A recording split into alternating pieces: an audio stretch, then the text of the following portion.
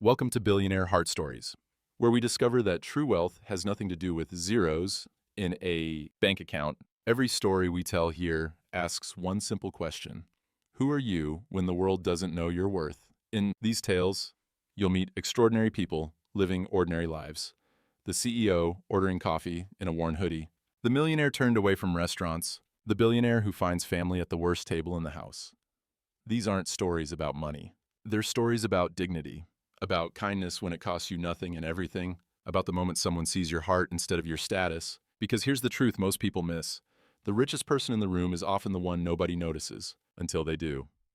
This is Billionaire Heart Stories. Let's begin. The Copper Kettle restaurant, downtown Seattle, October 12th, 2023, 6:45 p.m. The October rain had stopped, leaving Seattle's streets slick under amber streetlights. Lucas Turner locked his Honda Accord in the 3rd Avenue garage, $4 an hour, a cost he still calculated, despite the 8-figure balance in his account, and walked toward the Copper Kettle. 34 years old today. Another birthday, another dinner alone. The restaurant glowed through floor-to-ceiling windows, all warm light and white tablecloths. Lucas pushed through the heavy oak door, hit immediately by garlic butter and fresh sourdough. His stomach growled. A man approached from the bar, mid-40s, slicked hair, navy suit tailored to perfection. The nameplate read Gregory Westbrook, manager. His eyes scanned Lucas in 1.2 seconds. Scuffed Timberland boots, gray Uniqlo Henley, jeans. The assessment was instant, dismissive. "Good evening. Do you have a reservation?" Lucas smiled. "No, but I see several empty tables by the window." "We're fully booked." The words were smooth, final. Lucas glanced past Gregory's shoulder. 6 empty tables. The 2 top by the window had no reserved sign, just folded napkins waiting. "That table looks available." Gregory didn't turn around. "Reserved for a VIP client arriving at 8. His jaw tightened, a tell Lucas recognized from boardroom negotiations. "Perhaps you'd have better luck at the McDonald's on 3rd Avenue. The suggestion landed like a slap. Lucas felt the familiar burn of humiliation crawling up his neck, the same feeling from childhood when classmates mocked his father's bankruptcy, the same feeling at 30 when his ex-fiancée called him invisible for not flaunting his wealth. This is why I hide the money, Lucas thought. When they don't know who you are, you see who they really are. He was turning toward the door when a voice called out, "Excuse me. Hey, excuse me." A woman in her late 20s stood at a corner table near the kitchen, the worst seat in the house. Brown hair in a messy ponytail, blue cardigan, eyes holding genuine warmth. Beside her sat a small boy, maybe 5, building an elaborate robot from toothpicks. "We have an extra seat," she called. "If you don't mind joining us." Gregory's face flushed. "Ma'am, that's not... I'm offering to share my table." Her smile was polite, but her voice carried steel. "Is that against policy, Gregory?" Gregory stammered. "No, but..." Then it settled. She waved Lucas over. "Come on before your dinner gets cold." "Oh, wait, you haven't ordered yet," she grinned. "Come anyway." Lucas walked past Gregory's barely concealed annoyance, past curious glances from nearby diners. The boy looked up from his creation. "You look sad," he announced with brutal childhood honesty. "Are you sad?" "Mom says I shouldn't ask, but you look really sad." The woman covered her face. "Evan, oh my God, I'm so sorry." Lucas laughed, genuinely, for the first time in months. "I was a little sad, but I'm feeling better now." Evan nodded solemnly. "Good. Sadness is temporary. Joy is possible. Mr. Rogers says so." Mr. Rogers was wise, Lucas agreed, sitting down. The woman extended her hand. "I'm Mia. This is Evan, my son, who moonlights as a philosopher." "Lucas, thank you for the rescue." Thank the empty chair. My friend Sarah canceled. Work emergency." Mia opened her menu, and Lucas caught her eyes flicking toward the prices, pausing briefly before continuing. She's been saving for this dinner, he realized. Across the restaurant, Gregory watched them, his expression confused, annoyed. He couldn't comprehend why anyone would share a table with strangers at the worst spot in his establishment.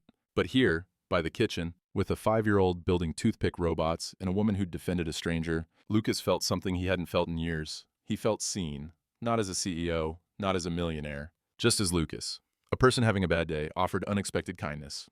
The waiter appeared. Orders were placed. Salmon for Mia, chicken tenders for Evan, halibut for Lucas. "Do you like robots?" Evan asked, with the intensity of someone asking about the meaning of life, pushing his toothpick creation forward. Lucas examined it, surprisingly sophisticated, with articulated arms and twisted napkin lasers. "I love robots. This one's incredible." "His name is Steve. He has laser eyes. Can you make laser eyes? Lucas picked up a toothpick. I can try. And just like that, the worst birthday became something else entirely. Across the room, Gregory made a note beside table 14. He had no idea he'd just made the biggest mistake of his career. The Copper Kettle, 7:15 p.m. to 9:30 p.m. The waiter returned, carrying plates balanced with practiced ease. Cedar plank salmon for Mia, releasing steam that smelled of maple and dill. Chicken tenders for Evan, surrounded by a fortress of French fries. And for Lucas, the pan-seared halibut he'd come for, flaky white fish with a crust of herbs, Brussels sprouts glistening with olive oil. Evan wasted no time. Do you have a robot at home? Lucas paused mid-reach for his fork. I have a Roomba? The boy's eyes went wide, as if Lucas had just revealed ownership of a dragon. A Roomba! That's basically a robot. Does it have a name? No. You have to name it. Evan insisted with the conviction of a Supreme Court justice. All robots need names. I'm naming yours Gerald. Mia laughed into her water glass, coral lipstick leaving a faint mark on the rim. Evan, you can't name other people's robots. Gerald is perfect, Lucas interrupted, grinning. I'll make him a name tag when I get home. Over the next 20 minutes, Evan unleashed an avalanche of questions that would have exhausted a lesser man. Can you fly a spaceship? Do you believe in aliens? What's your favorite dinosaur? If you could only eat one food forever, what would it be? Mia kept apologizing. Evan, let the poor man eat his fish. But Lucas found he didn't mind. In boardrooms, questions were traps, loaded with hidden agendas and power plays. Here, they were just curiosity, pure, unfiltered, refreshing as cold water on a hot day. Teleportation, Lucas answered the superpower question. 'Cause Seattle traffic is terrible. Evan nodded with sage approval. Smart. I'd pick flying, but teleportation's more practical. Between Evan's interrogation, Lucas learned fragments of Mia's life.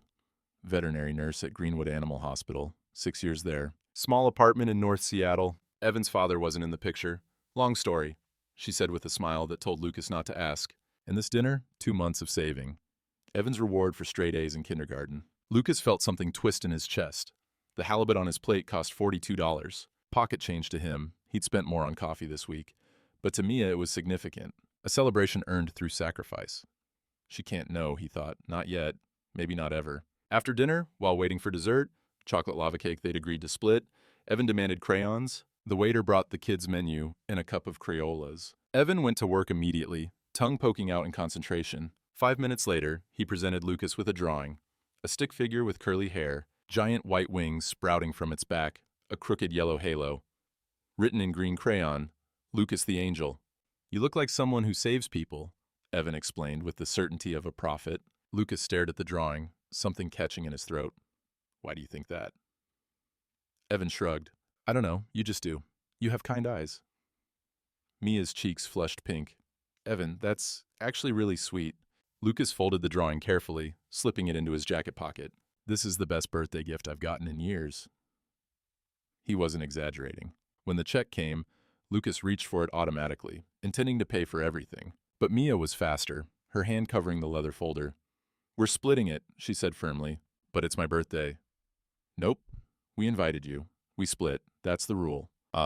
Lucas realized arguing would only create awkwardness, so he nodded. They each paid half. His portion, $48, hers, $62, because Evan had upgraded to the lava cake. Lucas watched her pause for just a second, barely perceptible, before handing over her card. That pause told him everything. Outside, Seattle's night air smelled like salt and fried fish from the waterfront vendors. The Space Needle glowed in the distance, a beacon against dark sky. We're heading to Cafe Allegro for hot cocoa, Mia said. Want to join? Evan grabbed Lucas's hand, sticky from ketchup, warm, trusting. Please. I haven't shown you my Lego spaceship photos yet. Lucas should say no. He had emails waiting. A board meeting prep tomorrow? A life that didn't include sticky-handed 5-year-olds and late-night hot cocoa. But that small hand in his made him say hot cocoa sounds perfect. They walked 6 blocks through the University District to Cafe Allegro. Brick walls, espresso-scented air, the comfortable clutter of a place that valued character over polish. Evan ordered hot chocolate with extra whipped cream. Mia got cappuccino. Lucas ordered black coffee, an old habit from coding all-nighters. While Mia was in the bathroom, Evan leaned close, whispering with the gravity of someone sharing state secrets. Can I have your phone number for my mom? Lucas blinked. Does your mom want my phone number? Yes, she's just too shy. Before Lucas could respond, Evan grabbed Mia's phone from the table, unlocked, a rookie mistake, and shoved it toward Lucas. Put your number in, under Lucas Angelman. Lucas laughed until his coffee nearly spilled, but he did it. Added himself to Mia's contacts as Lucas from dinner with his real cell number. When Mia returned, Evan sat angelically sipping cocoa. She didn't notice anything amiss. At 10:15, they said goodbye on the sidewalk. Evan hugged Lucas's leg. Mia smiled, tired but genuine. "Thanks for making dinner fun," she said. "Thanks for rescuing me," Lucas replied. As he walked away, Evan shouted, "Bye, Lucas Angel Man." Lucas's phone buzzed. Unknown number. "This is Mia. Evan stole my phone and added your number. I'm so sorry, but if you want coffee sometime, I wouldn't hate that. Mia." Lucas stared at the message for 10 seconds, then typed, "Coffee sounds great. When are you free?" Cafe Allegro, University District, Saturday, October 14th, 10 a.m. Lucas arrived 5 minutes early. Old CEO habit. Punctuality equals respect. Wearing jeans and a flannel shirt that screamed Pacific Northwest casual. He ordered black coffee and claimed the window table, watching students hurry past with backpacks and ambition. At 10:03, Mia burst through the door with Evan in tow. The boy wore a dinosaur hoodie and light-up sneakers that blinked red with each step. Mia looked softer than at the restaurant. Hair down, cream sweater, ripped jeans that somehow made her look both comfortable and beautiful. "Sorry we're late," Mia said, breathless. Evan insisted on bringing his Lego spaceship. Evan thrust a Ziploc bag of colorful bricks toward Lucas.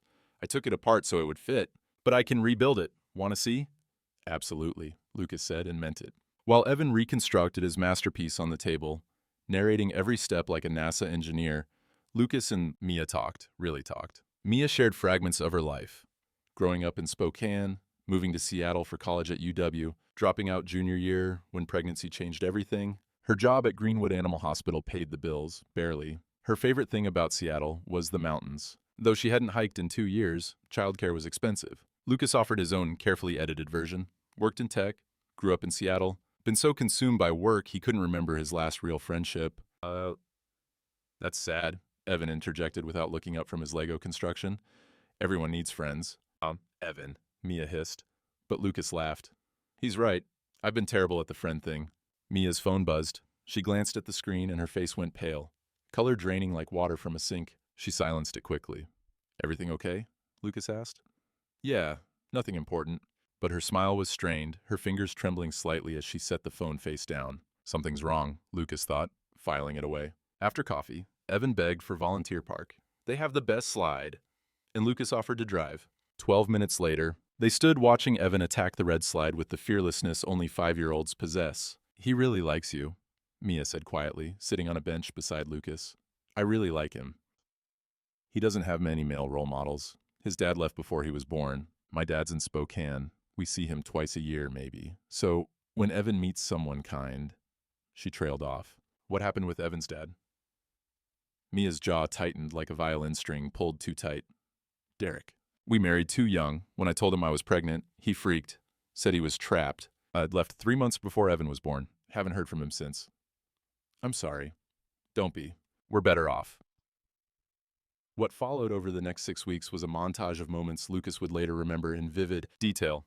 Ice cream at Molly Moon's, Evan insisting everyone taste everyone's flavor. A street concert near Pike Place where Evan danced without self-consciousness while Lucas recorded video he'd watched 17 times. Thanksgiving dinner at Mia's cramped apartment.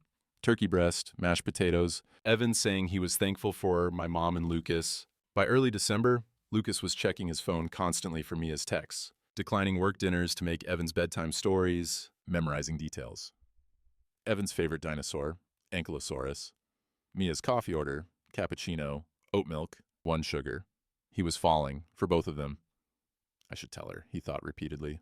About the money, the company, everything. But what if she looks at me differently? What if she thinks I was lying? What if...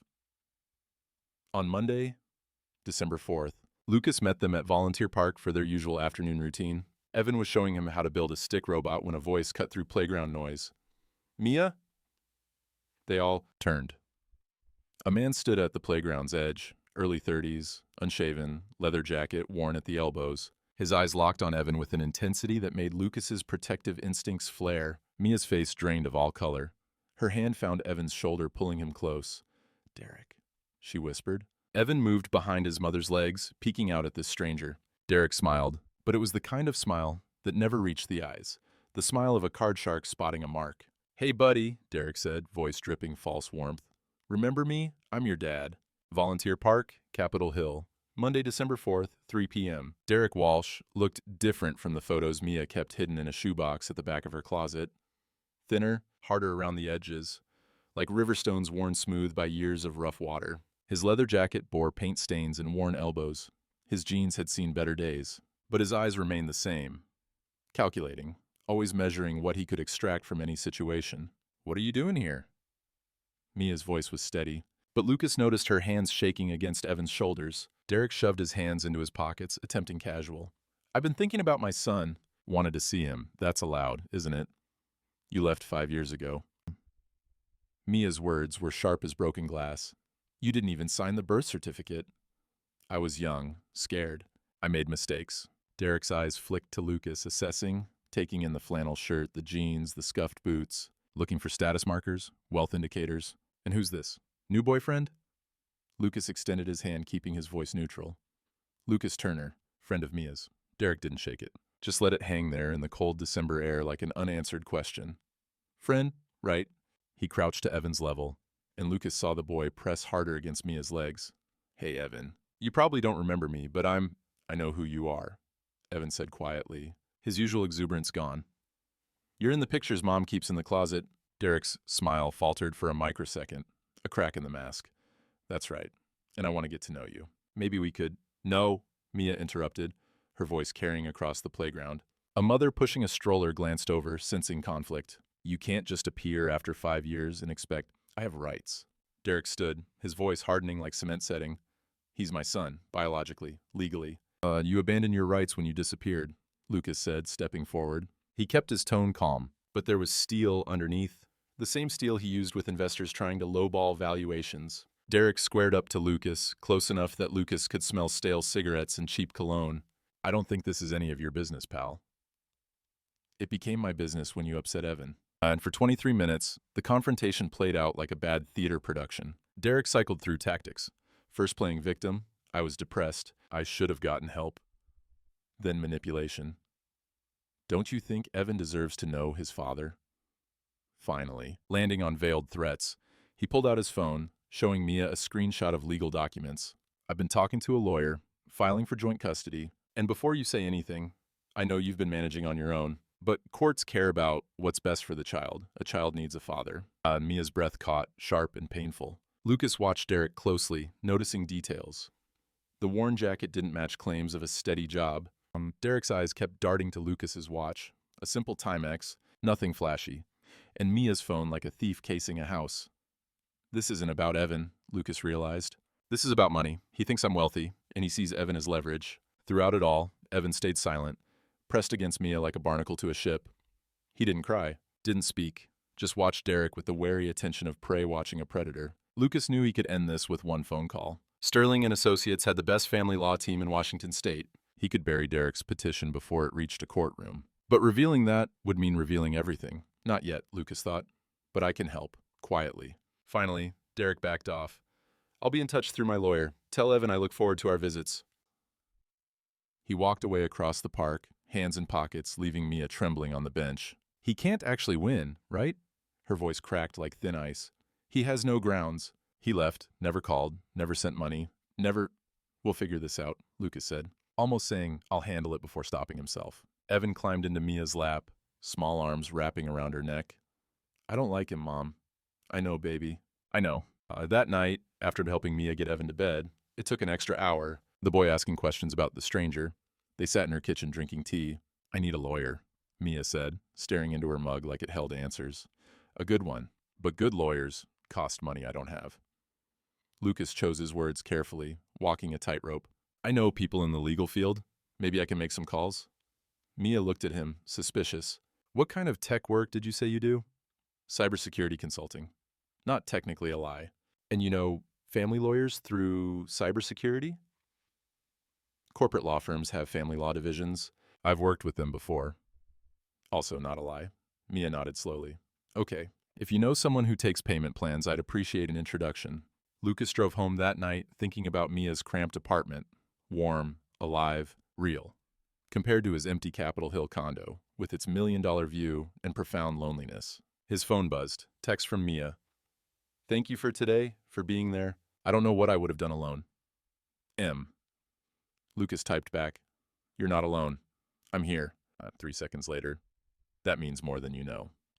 He stared at the message, then at Evan's angel wings drawing now framed on his desk. I have to protect them, he thought, even if it means risking everything. Sterling and Associates, Columbia Center, December 11th, 3 p.m. The custody petition arrived via certified mail at Greenwood Animal Hospital, 23 pages thick. Mia's hands shook as she signed for it during her lunch break, the pen nearly slipping from her fingers. She called Lucas, her voice barely above a whisper.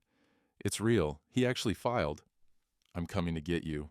Lucas stood up mid-presentation at Turntech headquarters, ignoring his CFO's confused expression. "Where's Evan?"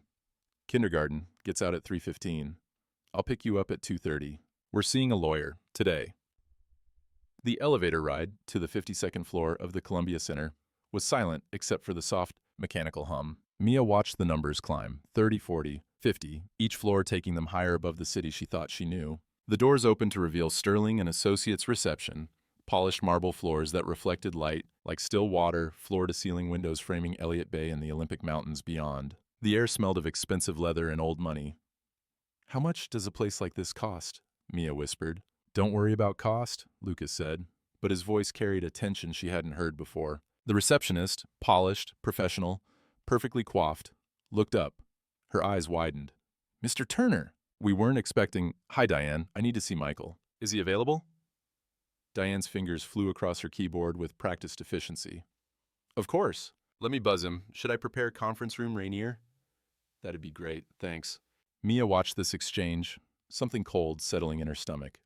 The receptionist had called him Mr. Turner, with a deference that went beyond casual acquaintance. "And his conference room?" "Lucas," Mia said slowly, as they walked down a hallway lined with original artwork. "How exactly do you know these people?"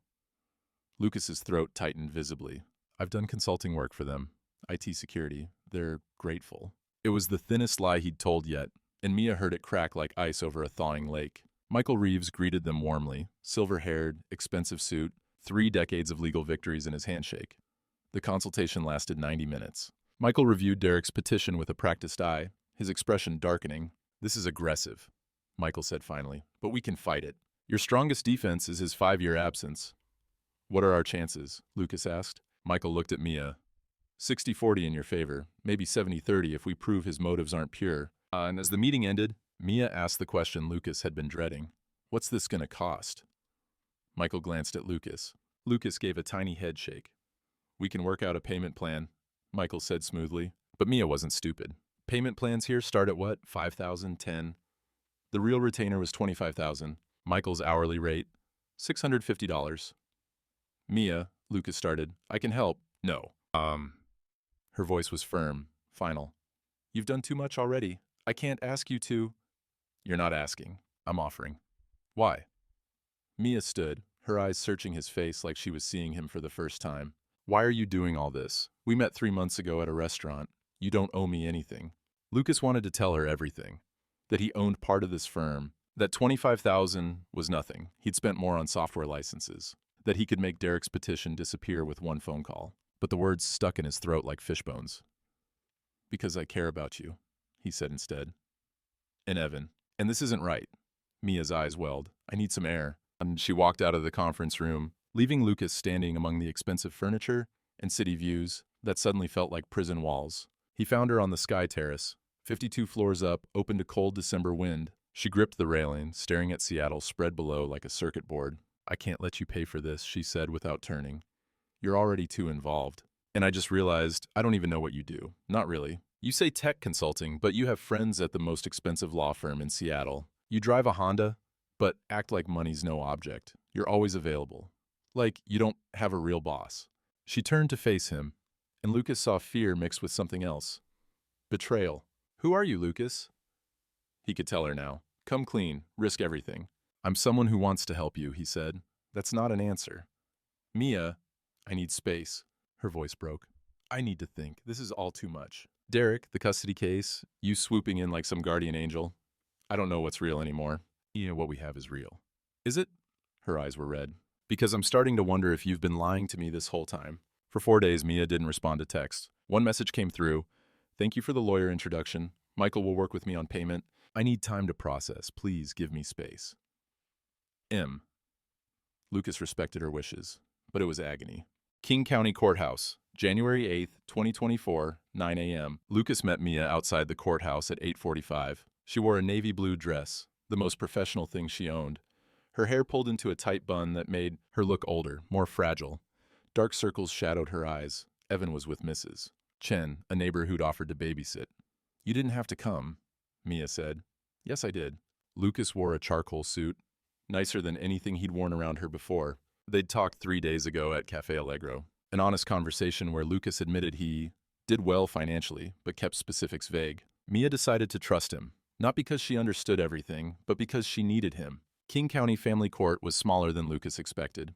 Wood-paneled walls, fluorescent lighting, Washington State seal behind the judge's bench. Derek sat on the left with his lawyer, Marcus Petty, a bulldog in an expensive suit. Mia sat on the right with Michael Reeves. Lucas sat directly behind her. Marcus Petty opened with a performance worthy of Broadway.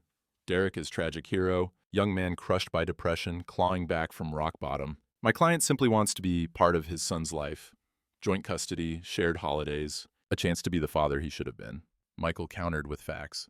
5 years of silence, 0 child support, no birthday cards, no explanation for sudden return, except convenient rehabilitation. Derek took the stand, cleaned up for court, borrowed suit, fresh shave, hair combed. Under Petty's questioning, he was contrite perfection. "I panicked. I ran. It was wrong. I've spent 5 years in therapy, AA meetings. Got a job as a carpenter. I'm not asking for full custody. I just want to know my son." He even cried, real tears wiped with the back of his hand. Michael's cross-examination was surgical. "Documentation for therapy?" Derek hesitated. "I went to a few sessions, no paperwork. AA meetings? Anonymous, no attendance records. Pay stubs from carpentry work. Paid cash, under the table. Oh, and so no verifiable proof of rehabilitation?" Michael produced a document. Credit card statements showing $4,200 spent at casinos in November alone. Derek's face flushed purple. "I was with friends, not gambling." "At casinos, but not gambling. And these cash advances?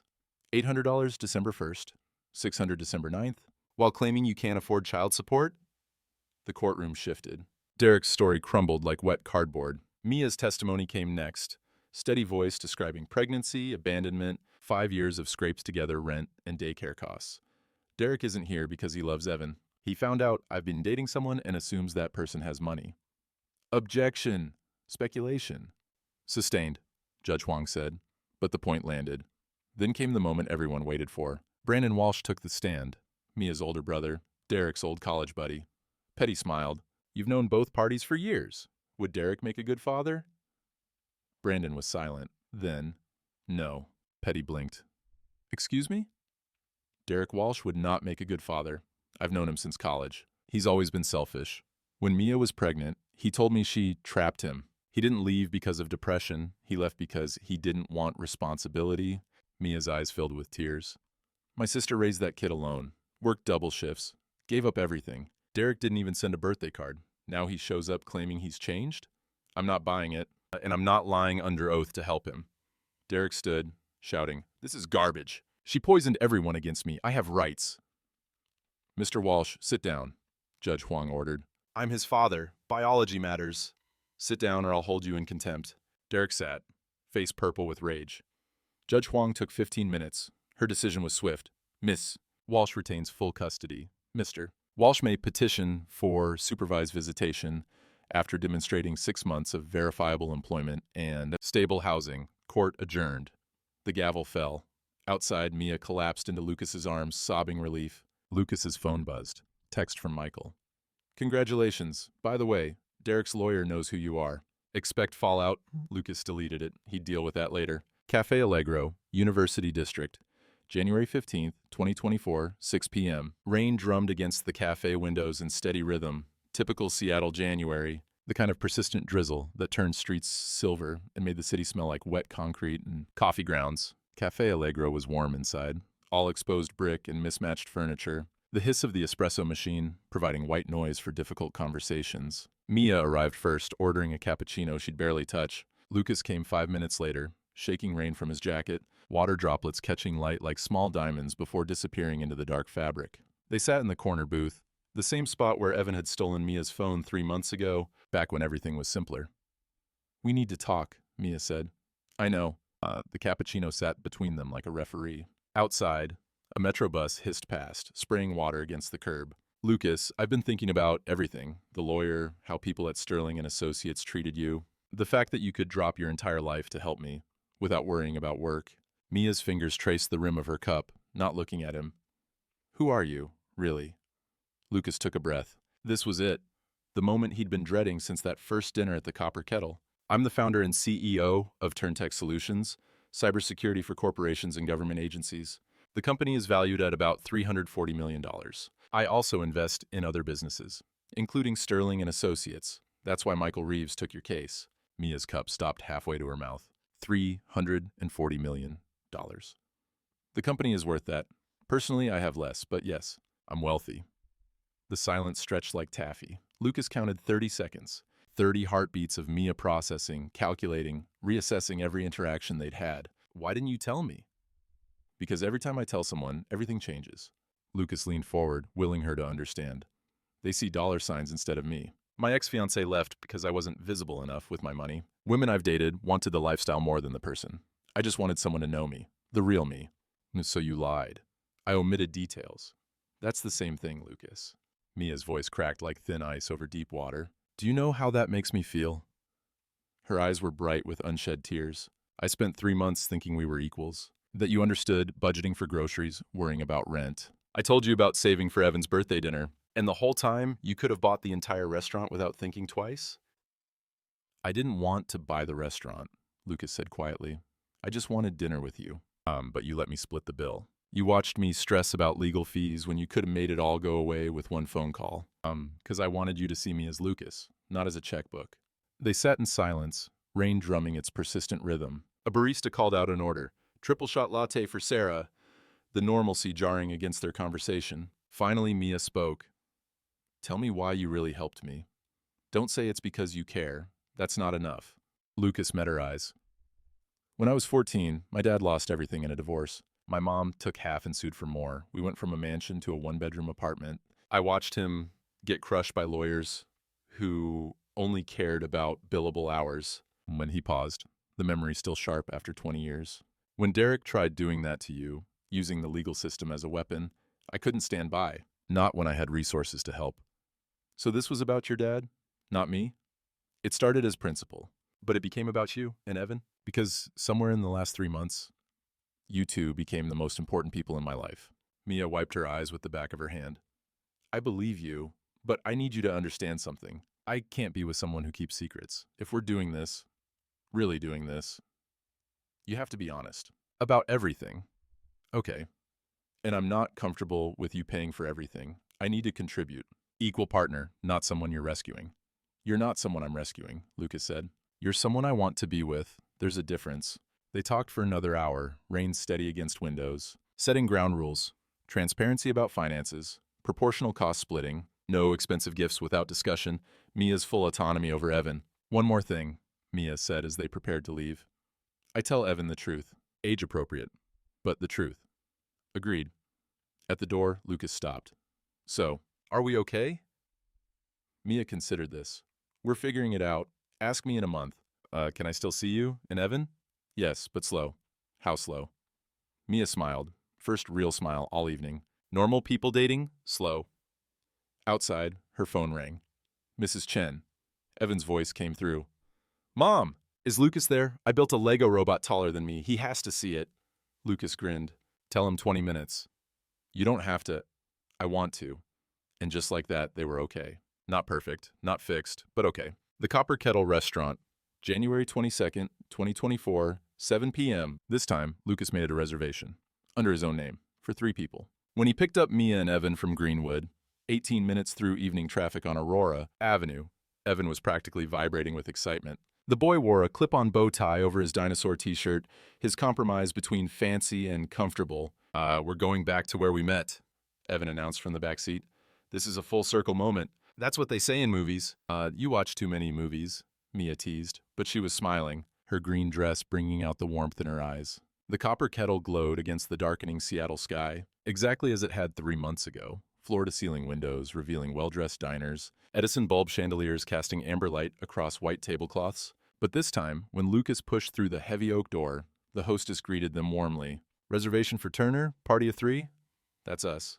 They were led to a prime table by the window. Elliott Bay spread below like black silk, ferries crossing with running lights that looked like moving constellations. Evan pressed his face against the glass. "This is way better than our first table. That one was by the kitchen. This one has boats."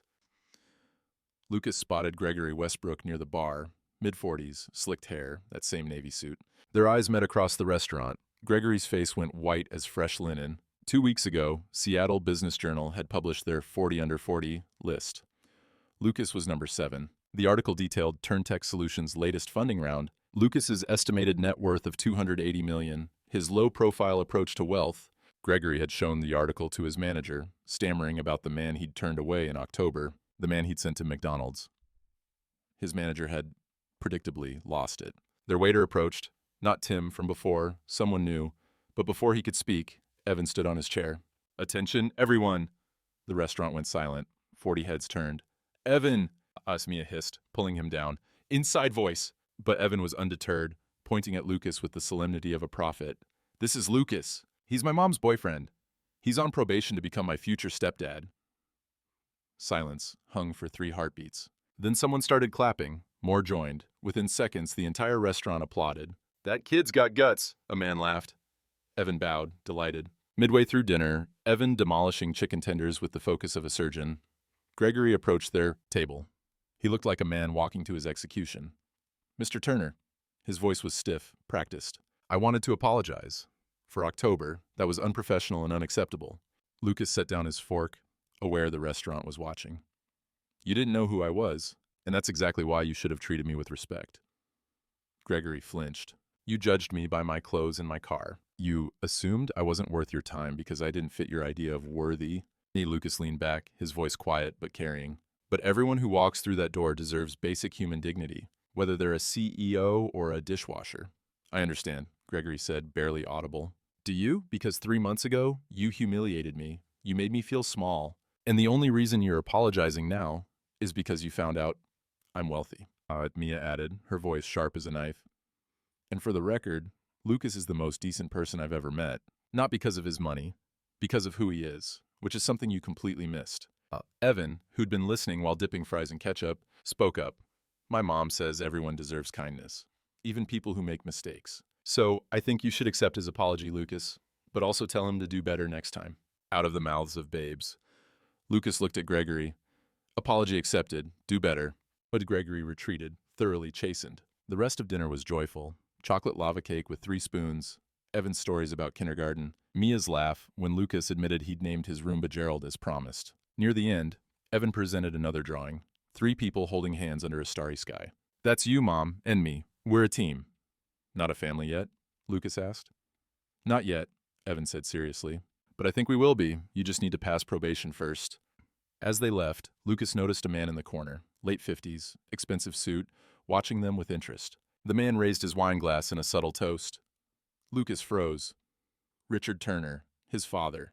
They hadn't spoken in 2 years. Richard mouthed, "Call me." Lucas looked away, ushering Mia and Evan toward the exit. "You okay?" Mia asked, noticing his tension. "Yeah, just someone from my past. Want to talk about it?" "Later. Tonight is about us." Mia's apartment, Greenwood. October 12th, 2024, 10 a.m. Lucas's phone had been buzzing since 6:47 in the morning. Text from Evan, sent from Mia's phone. "Happy birthday, Lucas! Mom says I can't call yet because you're sleeping, but I'm so excited. We have surprises." Evan, by 10 o'clock, Lucas stood outside Mia's apartment carrying bagels from the place Evan loved. Everything bagels with cream, cheese, the kind that left sesame seeds everywhere. He knocked. Mia opened the door, and Lucas understood the cryptic messages about green paper. The entire living room had transformed into a verdant jungle of streamers, balloons, and hand-drawn posters declaring "Happy Birthday, Lucas" in crayon. A banner hung crooked across the window. The Hulk called. He wants his color back. Evan wanted a theme, Mia explained, laughing. He decided you're a green superhero because you wear green shirts. I wear one green shirt. That's enough for Evan. The boy himself came running from his bedroom, wearing a bedsheet cape and cardboard mask. both spray-painted green. "Lucas, you're here! Look at the decorations, I did them myself!" Well, Mom helped with tall parts because I'm not allowed on ladders, but I designed everything. In the kitchen sat a birthday cake that defied physics. Lopsided, covered in uneven green frosting, with H. Papai Birthday Lucas written in wobbly letters that slanted downward like a sinking ship. "I decorated it myself," Evan said proudly. "Mom made the cake part, but the frosting is all me." Lucas stared at it, his throat tightening. Last year, he'd eaten takeout alone in his $1 million condo, staring at Elliott Bay through floor-to-ceiling windows, wondering if this was just how life would always be. Now this, a crooked cake, green streamers, and a 5-year-old who thought Lucas hung the moon. After breakfast, bagels and eggs, Evan arranging grape tomatoes into smiley faces on Lucas's plate, came presents. Evan presented 3 items ceremonially. A mug printed with their photo from the Seattle Aquarium, all 3 pressing faces against jellyfish tank glass. "So you drink coffee and think about us." A book titled Quantum Physics for Beginners. "Mom said you like science and complicated stuff." A cardboard robot 2 feet tall, constructed from boxes, duct tape, and marker drawings. "I built this. 3 weeks. His name is Gerald Jr., named after your Roomba. He's your bodyguard now." Lucas examined each gift like archaeological treasures, genuinely moved. The robot was spectacular. 1 arm longer than the other, cereal box head, red marker laser eyes. Then Mia handed him a small wrapped box. Inside, a simple leather bracelet with an engraved metal plate. "To the man who stayed, M and E." Lucas stared at it, vision blurring. "You didn't have to stay," Mia said softly. "When Derek showed up, when things got complicated, when I pushed you away, you could have left, but you stayed. That means everything." Lucas slipped the bracelet on. "I'm not going anywhere." Later, after Evan exhausted himself with pillow fights and napped in his room, Mia and Lucas sat on the couch in comfortable silence. "Mia," Lucas said, taking her hand, "I need to tell you something." "Okay?" "I love you." The words came easier than he expected. "I love how you make Evan laugh. I love that you stand up for people. I love that you split the bill on our first date even though you'd been saving for months. I love—" Mia kissed him, cutting off the speech. When they pulled apart, she was crying. "I love you too." One from the bedroom doorway, a sleepy voice. "I knew it!" Evan stood there in dinosaur pajamas, grinning. "I knew you guys loved each other. I knew before you knew." "How long have you been awake?" Mia demanded. "Long enough to hear the mushy stuff. Now, can we have cake for lunch?"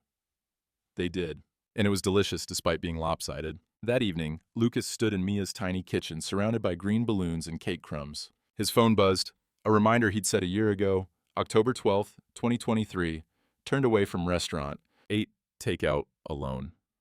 Starting to think this is just how life is. He deleted it, then typed, October 12th, 2024, surrounded by family, ate crooked cake, life is good, 4 seasons. Seattle, 3 months later, January 2025. Turntech Solutions' annual charity gala filled the Four Seasons ballroom with the kind of wealth that whispered rather than shouted, $1,000 gowns, platinum cufflinks, conversations about private equity over champagne that cost more per bottle than most people's weekly groceries. Lucas normally hated these events. The performative philanthropy, the networking disguised as conversation, the constant calculation of who was worth talking to based on net worth rather than character. But this year, he had Mia and Evan as his dates. Mia wore an elegant navy gown, purchased after lengthy debate about Lucas paying for it, finally compromised when she donated an equal amount to the charity. Evan was resplendent in a miniature tuxedo, bow tie perfectly straight for once, his hair actually combed. "I look like James Bond," Evan whispered in the elevator. "Better than James Bond," Lucas replied. At the gala, Lucas introduced them to his world.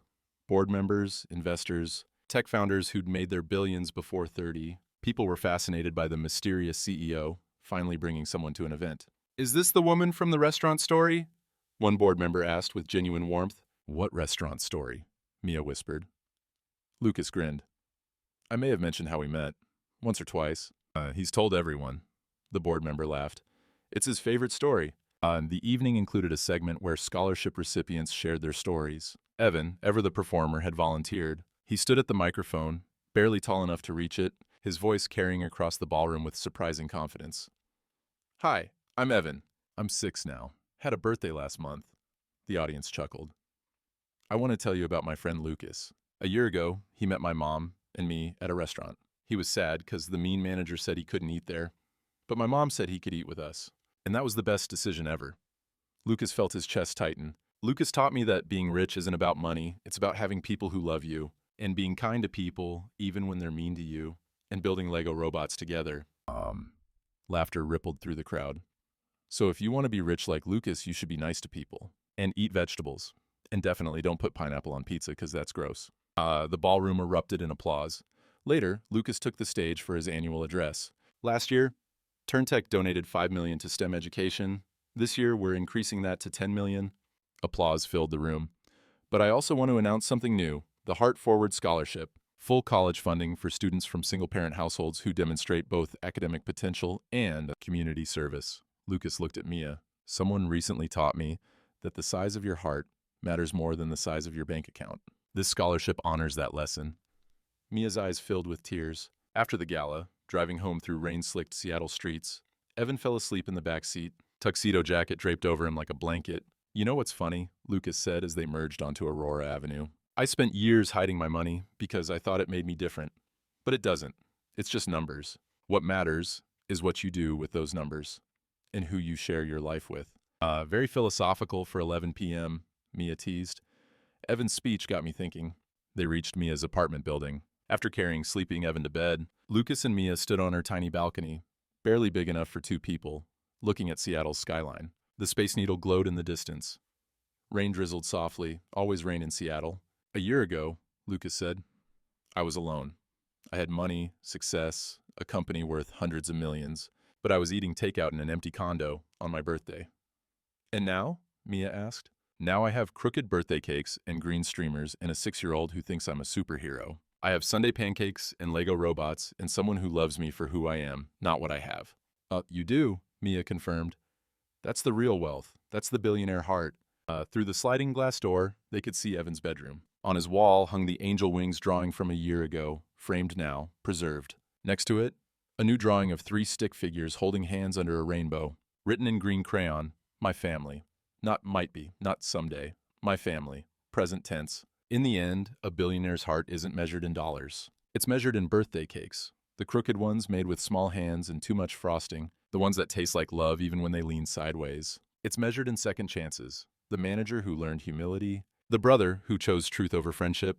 The father who stayed when staying was harder than leaving. It's measured in choosing love over loneliness, connection over comfort, presence over prestige. Lucas Turner could have eaten dinner anywhere in Seattle that October night.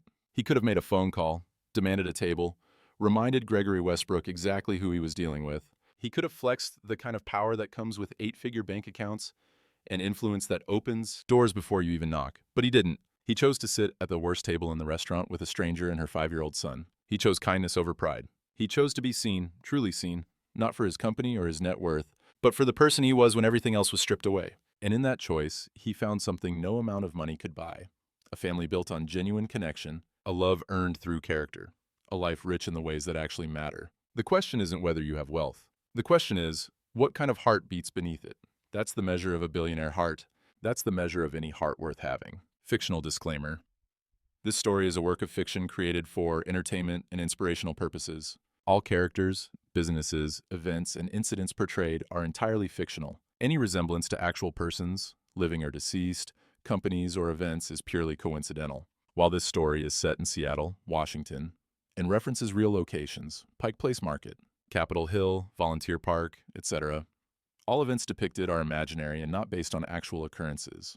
This content is produced by Billionaire Heart Stories for the purpose of exploring themes of human dignity, compassion, and moral redemption through fictional narrative.